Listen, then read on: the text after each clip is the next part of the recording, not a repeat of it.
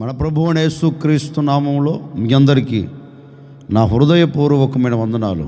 దేవుడి దినమంతా మీకు మీ కుటుంబాలకు తోడై ఉండి మిమ్మల్ని ఆశీర్వదించి కాపాడునుగాక. పరిశుద్ధ గ్రంథంలో నుండి పరమగీతములు 1వ అధ్యాయం 4వ వాక్యాన్ని నేను చదువుతా ఉన్నాను. మీ బైబిల్ తెరచి మీరు గమనించి చూడండి. నన్ను ఆకర్షించుము, మేము నీ యొద్దకు పరిగెత్తి వచ్చేదము. రాజు తన అంతఃపురంలోనికి నన్ను చేర్చుకొనెను. నిన్ను బట్టి మేము సంతోషించి ఉత్సహించేదము. దేవుని ప్రజలు దేవునిని చూచి ఒక శ్రేష్టమైన మాట అంటున్నారండి. యెహోవా, నిన్ను బట్టి మేము సంతోషించుచున్నాము. అంటే అప్పటి వరకు వారి బ్రతుకుల్లో సంతోషం లేదు, ఆనందం లేదు, ఒక నెమ్మదికరమైన జీవితం లేదు. ఎప్పుడైతే దేవుడు వీరిని ఆకర్షించాడో, ఎప్పుడైతే వీరిని దేవుడు తన సన్నిధిలోనికి అంతఃపురంలోనికి దేవుడు తీసుకొని వచ్చారో, ఇప్పుడు వీరు శ్రేష్టమైన మాట అంటున్నారండి. మేము ఎప్పుడు చూడని ఆనందం, మేము ఎప్పుడు చూడని సంతోషం. అయ్యా, నీ సన్నిధిలో మేము అడుగు పెట్టిన తర్వాత ఈ సంతోషాన్ని మేము అనుభవించగలుగుతున్నాం, నిన్ను బట్టి మాత్రమే మేము ఉత్సహించగలుగుతున్నాం అని ఆనాడు తన ప్రజలు తనతో చెప్పినట్లుగా, బహుశా ఒకవేళ ఈనాటి వరకు అలాంటి ఆనందం లేదేమో, అలాంటి సంతోషం లేదేమో. నా ప్రభు నీ బ్రతుకుల్లో ఒక నవనూతనమైన కార్యం జరిగించబోతూ ఉన్నారు. అంటే ఒకప్పుడు నీవు లోకంలో ఉండవచ్చు, ఒకప్పుడు లోక సంబంధమైన వాటిలో నీవు మునిగి తేలుతూ ఉండవచ్చు. లోక సంబంధమైన వాటిలో నాకు ఆనందం ఉంది, లోక సంబంధమైన వాటిలో నాకు సంతోషం ఉంది అని ఒకవేళ లోక సంబంధమైన వాటి నిలబడి దేవుడిచ్చే సంతోషాన్ని నీవు కోల్పోయావేమో. ఇదిగో ఈ ఉదయకాల సమయంలో నా ప్రభు మిమ్మల్ని అందరినీ ఆకర్షించి, నా ప్రభు తన సన్నిధిలోనికి మిమ్మల్ని అందరినీ తీసుకుని రాబోతూ ఉన్నాడు.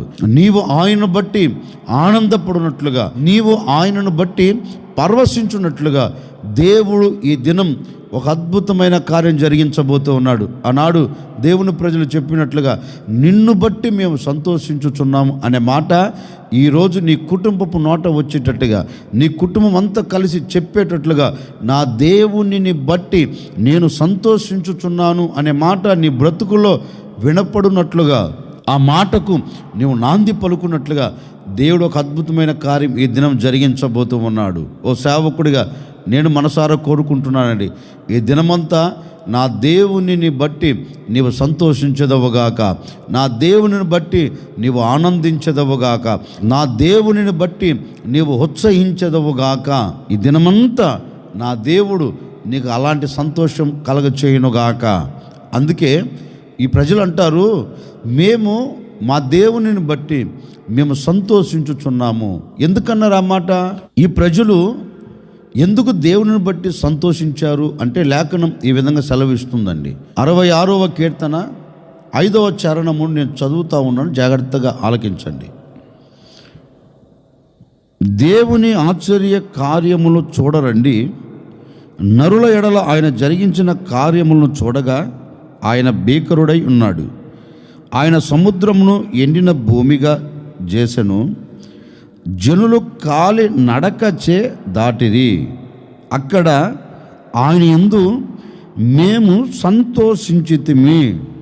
మేము దేవునిని బట్టి ఎందుకు మేము సంతోషించగలిగాము, దేవునిని బట్టి మేమెందుకు ఆనందపడగలిగాము అంటే, మా దేవుడు మా ముంగిట నిలబడిన సముద్రాన్ని ఎండ చేశాడు, సముద్రంలో రహదారిని కలగచేశాడు, సముద్రాన్ని ఎండగట్టి సముద్రాన్ని ఆరిన నేలగా చేసి, ఈ సముద్రములో ఈ ఆరిన నేల మీద మా దేవుడు మమ్మల్ని నడిచేటట్లుగా, అంటే ఎవరికి సాధ్యము కానిది, ఎవడు చెయ్యలేనిది, ఎవడు చేసి చూపించలేని కార్యమును మా దేవుడు మా ఎడల జరిగించారు గనుక మేము మా దేవుని బట్టి సంతోషించితిమి. ఎందుకని మీరు సంతోషించారు అంటే, మా ముంగిట నిలబడిన ఆటంకాలను దేవుడు తీసివేశాడు.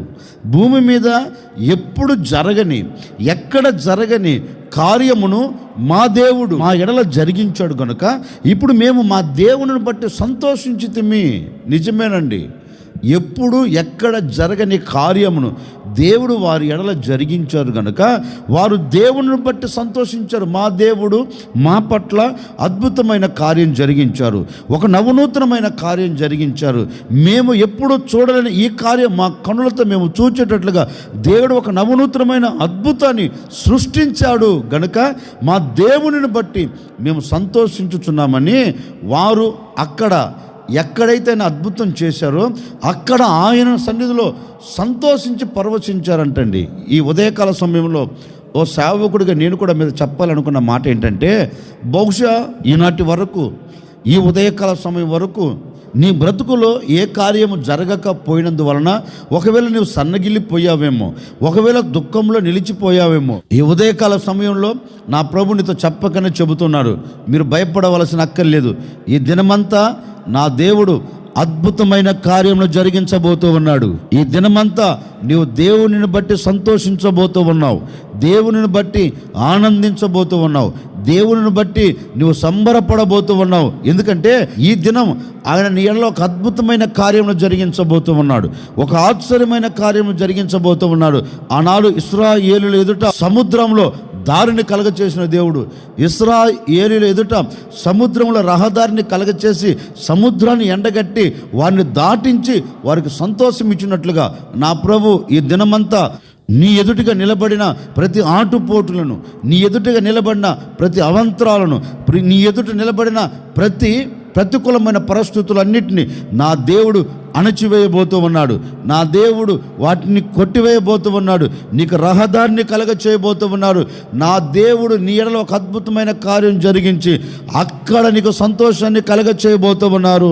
ఎర్ర సముద్రము ఎదుట ఇశ్రాయేలీయులకు సంతోషం ఇచ్చినట్లుగా నీ సమస్య ఎక్కడ ఉందో అక్కడ నా దేవుడు ఒక అద్భుతాన్ని కలగ చేయబోతూ ఉన్నాడు, ఒక ఆశ్చర్యమైన కార్యం జరిగించబోతూ ఉన్నారు. ఈనాటి వరకు నిన్ను వెంటాడుతుందా? ఈనాటి వరకు నిన్ను కృంగదీస్తుందా? ఈనాటి వరకు దాటలేను అని ఒకవేళ నువ్వు అనుకుంటున్నావా? భయపడవలసిన అక్కర్లేదు. ఇశ్రాయేలును దాటించిన దేవుడే నిన్ను దాటించబోతూ ఉన్నాడు. ఇశ్రాయేలు ఎదుట అద్భుతం చేసిన దేవుడే నీ ఎదుట అద్భుతం చేయబోతూ ఉన్నాడు. ఇశ్రాయేలు సంతోషపడేటట్లుగా చేసిన దేవుడే నిన్ను కూడా సంతోషపరచబోతూ ఉన్నారు. ఈ దినమంతా నీవు దేవుని బట్టి సంతోషించబోతూ ఉన్నావు, దేవుని బట్టి ఆనందించబోతూ ఉన్నావు. నీవు ఆనందపడేటట్లుగా, నీవు సంతోషపడేటట్లుగా, నీవు సంబరపడేటట్లుగా నా దేవుడు నీ ఎడల అద్భుతమైన కార్యములు జరిగించబోతూ ఉన్నాడు. ఆయన అద్భుతమైన కార్యం నీ ఎడల జరిగించబోతున్నాడు కనుక ఇక మీదట నీ బ్రతుకుల్లో దుఃఖము లేకుండా నా దేవుడు సంతోషాన్ని నిలబెట్టబోతూ ఉన్నాడు. భయపడకు. నీ వ్యాపారంలో ఒక అద్భుతాన్ని దేవుడు కలగ చేయబోతూ ఉన్నాడు. ఇప్పటి వరకు వ్యాపారంలో కన్నీరు చూచావా? ఈ వ్యాపారం ఇక మారదు, ఇంక ఇంతే, దీవించబడదు అని ఒకవేళ సన్నగిల్లిపోయావా? నీ చేతి పని విషయంలో దుఃఖపడుతున్నావా? నీ ఉద్యోగ విషయంలో అధైర్యపరచబడుతున్నావా? అద్భుతం ఇక నేను చూడలేను, అద్భుతమైన కార్యం నేను అనుభవించలేను, ఇక ఇది జరగదు, ఇది అసంభవం అని ఆలోచిస్తున్నావా? నా సహోదరులారా, ఈ మాట వింటున్న ప్రజలారా, మీరు కలవరపడవలసిన అక్కర్లేదు. నా ప్రభు నీ ఎడల అద్భుతం జరిగించబోతూ ఉన్నాడు. ఇది జరగదు అనే చోట ఒక అద్భుతాన్ని నా దేవుడు జరిగించి నీ నోటి నిండా సంతోషాన్ని కలగ చేయబోతూ ఉన్నాడు. ఇక దేవునిని బట్టి నీవు సంతోషపడబోతూ ఉన్నావు. నీ వ్యాపారంలో నువ్వు దేవుని బట్టి సంతోషపడబోతూ ఉన్నావు. నీ ఉద్యోగంలో దేవుని బట్టి సంతోషపడబోతూ ఉన్నావు. చేతి పని విషయంలో దేవుడు అద్భుతమైన కార్యం జరిగించి నీవు సంతోషపడేటట్లుగా నవనూతనమైన కార్యం నా దేవుడు ఈరోజు ప్రారంభించబోతూ ఉన్నాడు. ఈరోజు మీరు ఎక్కడ అడుగు పెట్టినా దేవునిని బట్టి నీవు సంతోషించబోతూ ఉన్నావు. నా దేవుడు నా పట్ల ఒక అద్భుతం చేశారు అనే మాట మీ నోట నా దేవుడు వచ్చేటట్లుగా చేయునుగాక. అందుకే పరమగీతంలో చక్కని మాట రాయబడిందండి, మేము నిన్ను బట్టి సంతోషించుచున్నామయ్యా. ఎందుకని? దేవుని బట్టి ఎందుకు సంతోషించుచున్నారు అంటే వాక్యం సెలవిస్తుందండి. ఏమని? ఆయన వారి ఎడల అద్భుతమైన కార్యము చేశారు గనుక, వారు ఎప్పుడు చూడని ఒక నవనూతనమైన కార్యం జరిగించారు గనుక దానిని బట్టి వారు ఆయన సన్నిధిలో సంతోషించారు. ఆయనను బట్టి నిజమే, నీ ఎడల కూడా అలాంటి శ్రేష్టమైన మార్గాలను తెరవబోతూ ఉన్నాడు. నీవు ఆయనను బట్టి మాత్రమే సంతోషించదవుగాక, ఆయనను బట్టి మాత్రమే నువ్వు ఆనందించదవుగాక. ఈ దినమంతా నీకు కలిగిన సమస్తం, నీవు నీ పిల్లలు సంతోషకరంగా సాగి వెళ్ళుదురుగాక. ప్రార్థన. ఆశ్చర్యకరుడా, మీకు స్తోత్రాలు చెల్లిస్తున్నాం. గడిచిన దినాలన్నీ మీరు మమ్మల్ని కాపాడుతూ వచ్చారు. ఈ మరొక దినంలో మమ్మల్ని అందరినీ సజ్జుల మధ్యలో నిలబెట్టారు. నిన్ను స్తుతించే భాగ్యం అనుగ్రహించారు. మేము నిన్ను బట్టి సంతోషించాలి అని మీ లేఖనాలు సెలవిచ్చినట్లుగా మీరు మా ఎడల అద్భుతమైన కార్యం జరిగిస్తే నిన్ను బట్టి మేము సంతోషిస్తామని మీ లేఖనాలు సెలవిచ్చినట్లుగా ఈ దినమంతా ఈ బిడ్డలు నిన్ను బట్టి సంతోషించదురుగాక. వ్యాపారంలో, ఉద్యోగంలో, చేతి పనిలో, వీరి భవిష్యత్తులో ఇది మొదలుకొని నిన్ను బట్టి సంతోషపడేటట్లుగా ఒక అద్భుతమైన కార్యాలు ఈ బిడ్డల పట్ల మీరు జరిగించి మహిమ తెచ్చుకోమని యేసు నామములో అడిగి వేడుకొనుచున్నాము తండ్రి, ఆమెన్. ఈ దినమంతా నా ప్రభు మీకు తోడై ఉండి మీ వ్యాపారంలో, మీ చేతి పనిలో, మీ ఉద్యోగంలో, మీ కుటుంబ విషయంలో అందరూ ఆయన బట్టి ఈ దినమంతా సంతోషించెదరుగాక.